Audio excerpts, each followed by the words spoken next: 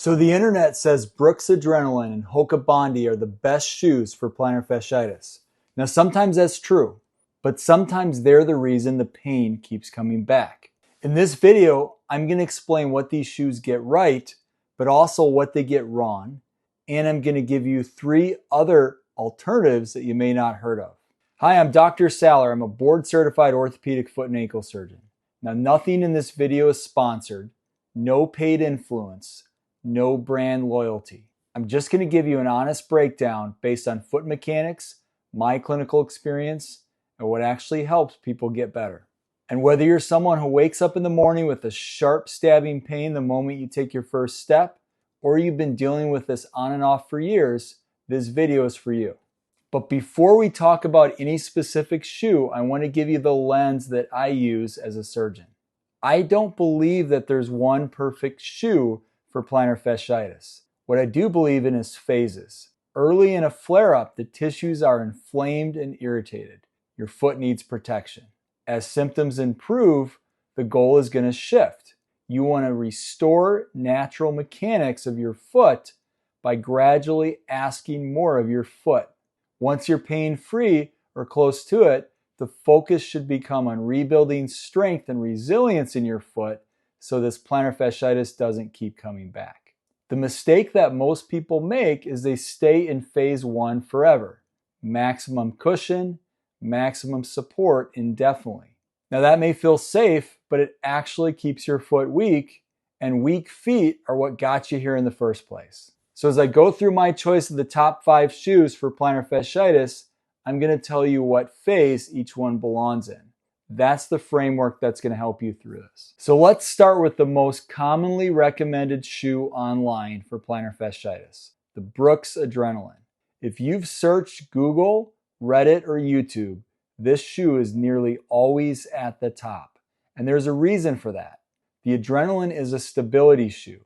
It has firm support, structured sidewalls, and it's got a traditional heel-to-toe drop of 10 to 12 millimeters depending on the version you get. Now what does this mean in real life?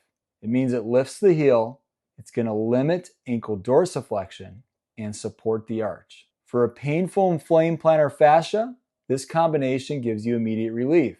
The higher heel reduces strain on the plantar fascia and the Achilles. The structure is going to limit excessive pronation. The cushion softens the impact you take with every step. Now short term, this shoe does exactly what it's supposed to do. But here's my concern with wearing this shoe for a long-term solution for plantar fasciitis. The Adrenaline does a lot of the work for your foot. When a shoe consistently props up the arch and controls the motion, your intrinsic foot muscles, those little muscles inside the foot itself, don't have to engage much. Think of Brooks Adrenaline like an ankle brace after an ankle sprain.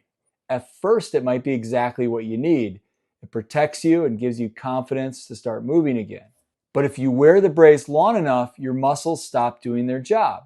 They get weak and they get dependent on this external support. Eventually, you have to take this brace off and rebuild your strength. Now that's this shoe in a nutshell. Now there's one other issue with this shoe that's worth mentioning. The Brooks Adrenaline has a traditional tapered toe box like most athletic shoes on the market. This keeps the toes squished together, which limits the natural splay of the toes.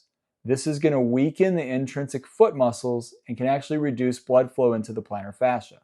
Now, if Brooks represents structural stability, Hoka represents something completely different. The Hoka Bondi is one of the most cushioned shoes on the market. And when the bottom of your heel is in severe pain, that thick foam can feel incredible. Just like Brooks, most Bondi models also have a higher heel-to-toe drop, usually 8 to 10 millimeters, so you still get that heel lift, which takes tension off the Achilles and the plantar fascia. The sole of this shoe has a heel and a toe rocker, which means the bottom of the shoe curves up just like a rocking chair. The toe rocker limits how much the big toe needs to bend during gait, which puts less stress through the plantar fascia. The heel rocker takes stress off of your Achilles tendon complex. Now short term, this shoe is incredibly effective for symptom relief. But here is the issue. The Bondi isn't just cushioned, it's highly cushioned. When you combine that thick foam, the rocker sole, and the higher heel drop, your foot has to do even less work. This is like putting your foot in a lazy boy recliner. It feels amazing, but your muscles are basically on vacation. The rocker reduces how much the big toe bends, and that foam is going to absorb the load your foot muscles normally would have to manage. That higher heel lift is going to limit the Achilles lengthening during gait. So over time, this can mean less activation of your intrinsic foot muscles and more reliance on external cushioning to get through your day. So again, I'm not saying this is a bad shoe. It can be a great option to get you through the day and to calm down symptoms during an active flare of plantar fasciitis. Once your symptoms start to calm down, however, you need a shoe to start asking more from your foot, not less. So the next most logical question becomes, if we want support, but we also want the foot to start working again, what's the next best shoe option to move into phase 2 of plantar fascia recovery? That's where Topo comes in. Topo changes the shape of a shoe in a way that makes a big difference. Topo shoes are built with a foot-shaped toe box. This doesn't just mean it's wider across the whole shoe like a wide version of a traditional shoe such as double E. This shoe is actually anatomically shaped with the shoe wider around the toes and narrower around the midfoot and hindfoot. This matches the natural shape of the human foot. Most shoes try to force the foot into a tapered hindfoot. It's going to allow for natural toe splay, which improves your balance and helps engage those little intrinsic foot muscles. It relaxes the muscle tissue on the inside of the foot, which can improve blood flow into the plantar fascia, which is critical for healing of the tissue. Topo also offers multiple heel to toe drop options. They typically come in 5 millimeters, 3 millimeters, or even a 0 drop depending on the model. So instead of forcing you into one extreme or the other, they allow for progression. For many people, Topo becomes a smart transition shoe. It's going to give you some structure and cushion. It's going to allow those toes to splay, and it's going to allow your ankle to move into more dorsiflexion when you walk. Now, if you've been living in Hoka Bondi or Brooks Adrenaline shoes or a typical stability or highly cushioned shoe, I wouldn't recommend that you go immediately to a 0 drop shoe. This is probably going to place too much stretch on the Achilles too fast, and it may aggravate your plantar fasciitis and definitely can aggravate your Achilles tendon. Instead, you want to look at 2 specific Topo models. So first is the Topo Phantom model. This is a higher stacked, more cushioned shoe with the 5 millimeter heel to toe drop and a stack height of 35 millimeters in the back and 30 millimeters in the front. This gives you enough cushion and support to keep the plantar fascia comfortable, but with a lower heel drop and that wide toe box to provide better muscle engagement and improve the mobility of your ankle. Now, the Topo Flylight model takes it a step further. This is a little lower at a 3 millimeter heel to toe drop with a slightly lower stack height at 23 millimeters to 20 millimeters. This puts more demand on your foot muscles and your Achilles tendon. And here's why this matters. 2 of the biggest drivers of plantar fasciitis are tight calf muscles and weak intrinsic foot muscles. That lower heel drop facilitates a natural dynamic stretch during walking through your Achilles complex. And that wide toe box encourages those little intrinsic foot muscles to start working again. Now, Altra is going to take this progression a step further. With the exception of their newer Experience line, which has a 4 millimeter heel to toe drop, the rest of their entire lineup are 0 drop shoes. This means the heel and the forefoot of the shoe are going to sit at the same height. Now, as we've already discussed, the 0 drop encourages more natural gait mechanics by placing more of a stretch through your Achilles and calf muscles during your gait, and this is going to allow your big toe to load more normally during push-off.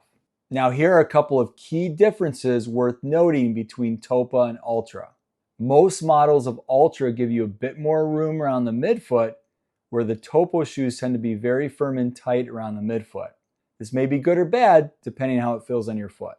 Altra also tends to have less of a toe spring, which means that the front of the shoe doesn't curve upward as much. In contrast, Topo models come with a modest toe spring. Now, toe spring helps you propel forward with each step, but it does some of the work that your toes would usually do on their own. Less toe spring means those intrinsic foot muscles have to engage more and work a little harder. So although Altra and Topo brands are pretty similar, Altra is going to demand more from your foot than Topo, which means that if your calves are tight, if your Achilles is irritated, or you're in an active flare of plantar fasciitis, most of the Altra zero drop shoes might not be where you want to start. If you're coming from more traditional footwear with a high stack height and heel drop, you can get into the Altra brand with a couple of their models as a good place to start. So the Altra Torn is a great place to start because it's zero drop, but it still has decent cushion and structure with a 30mm to 30mm stack height. If you've progressed a bit further and you're ready for something a little more minimalist type shoe, the Altra Escalante is a great option with a 24mm stack height, which gives you a little more ground feel and demands a little more from your foot muscles. Now the Flux brand goes even further. It's going to have that nice anatomic foot-shaped toe box. It's going to be zero drop, but there's going to be minimal cushioning and minimal structure. So at this stage, it isn't about protection anymore. This is about rebuilding capacity of your foot by training the foot itself to be resilient without relying on external support. This is great for somebody who's nearly pain-free or is completely pain-free, and you're actively working on foot strengthening to try to keep from having a relapse. So an active flare, maybe not, too much too soon. Minimalist or even barefoot shoes are not a treatment for plantar fasciitis that's actively really irritated and painful. But they can be a great strengthening tool once that tissue is ready for it. So the Flux has a smaller lineup than the other brands, which actually makes the decision simpler. I think for most people, I would recommend the Adapt Runner.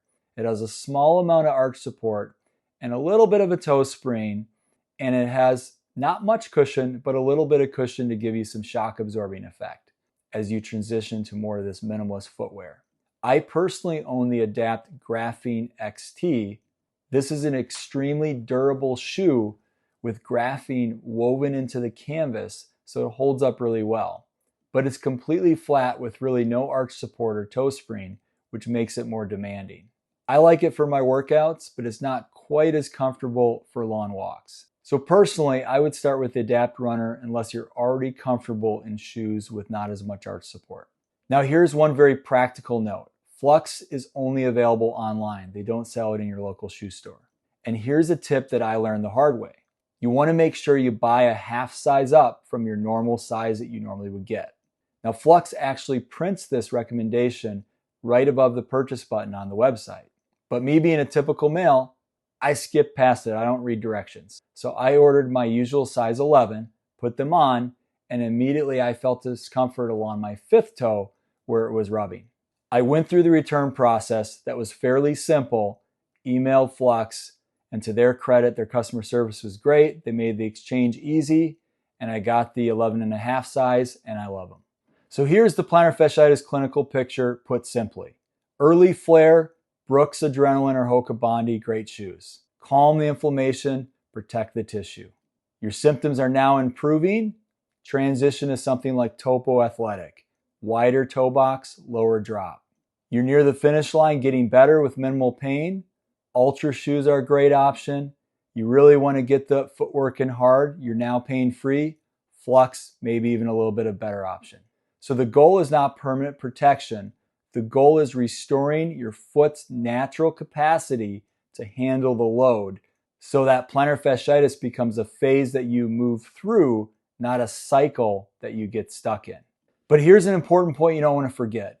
None of these shoes fix plantar fasciitis on their own. The underlying drivers of plantar fasciitis, tight calf muscles, weak intrinsic foot muscles, and limited ankle mobility never get completely addressed just by changing your shoe. And your pain will keep cycling back no matter what you do unless you work on strengthening your foot and restoring ankle mobility the right way. That's where the real recovery happens. So watch this video to learn more about the right exercises you need to be doing to getting your foot stronger.